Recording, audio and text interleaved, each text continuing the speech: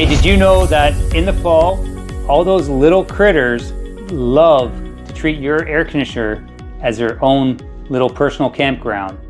That's right, fall is nesting time for a lot of animals and insects. And because you have your air conditioner turned off for the winter, there's still a little bit of heat that comes into that air conditioner through the contactor.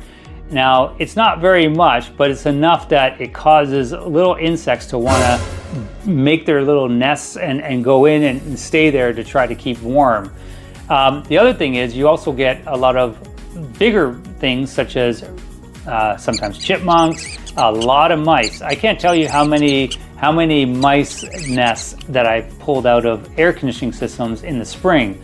And the problem is, usually if you get it in the spring before you do the startup, we can prevent a lot of failures. But if you don't do your maintenance in the spring, and that happens to be the year that you had a nesting occurrence, then what's going to happen is when you go to turn that on and after maybe either right away or after a short period of time after, there's going to start to be problems, and those problems can lead to bigger problems. So I always say that's one of the big reasons why it's good to get an annual tune-up, because when I would go there, if you have a good company with a good technician, they're gonna, go that extra mile and check all deep inside the air conditioning unit, make sure they clean everything out and whatnot.